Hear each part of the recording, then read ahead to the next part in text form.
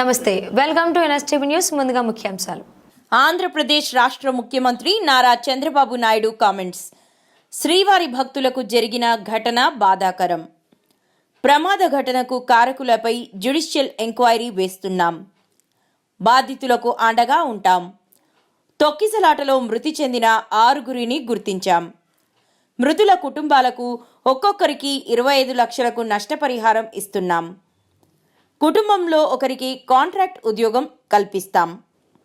సీరియస్గా ఉన్న 2 5 లక్షల నగదుతో పాటు కోలుకునేంత వరకు వైద్య సేవలు అందిస్తాం.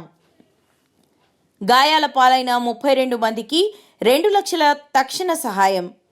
ఘటనా ప్రాంతంలో విధులలో ఉన్న డీఎస్పీ రమణకుమార్, గోశాల డైరెక్టర్ హరినాథ్ రెడ్డిని సస్పెండ్ చేస్తున్నాం. అది చేసిన తర్వాత సాయంత్రం నేను అమరావతికి వస్తానే ఈ న్యూస్ వచ్చింది. మనసు పూర్తిగా కలిసివేసింది. చాలా బాధపడుతున్నా. వెంకటేశ్వర స్వామి సన్నిధిలో ఎప్పుడు కూడా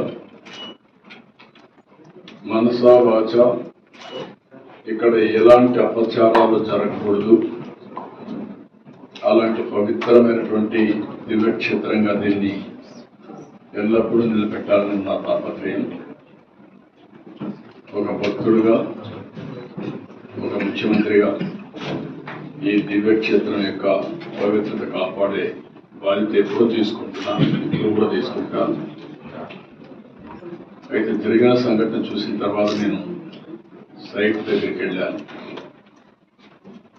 సైట్ అంతా కూడా చాలా డీటెయిల్గా పరిశీలించాను. అక్కడి నుంచి హాస్పిటల్కి వెళ్ళాను, అందరితో మాట్లాడాను. కొంతమంది కుటుంబ సభ్యుల్ని, వాళ్ళ గ్రామస్తుల్ని, బంధువులు పోగొట్టుకుని ఉన్నారు హాస్పిటల్. ఇంకా వాళ్ళతో కూడా మాట్లాడాను. తర్వాత వచ్చి ఆఫీసులో కూడా కొంత సమీక్ష చేశాను.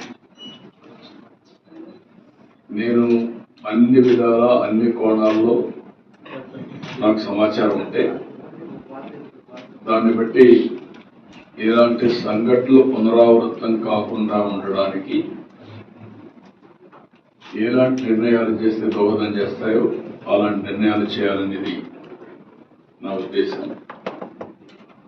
నేను ఏం చేసినా కూడా నా మనస్సాక్షిగా ఈ దివ్యక్షేత్రాన్ని మళ్ళీ పవిత్రత కాపాడడానికి ప్రయత్నం చేస్తాను. అందుకని ఈరోజు కొన్ని నిర్ణయాలు తీసుకుంటూ కొన్ని డైరెక్షన్ కూడా ఇస్తున్నాను.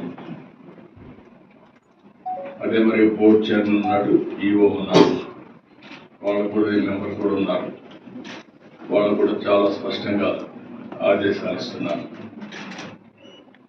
వాళ్ళు కూడా బోర్డులో డిస్కస్ చేసి నేను చెప్పిన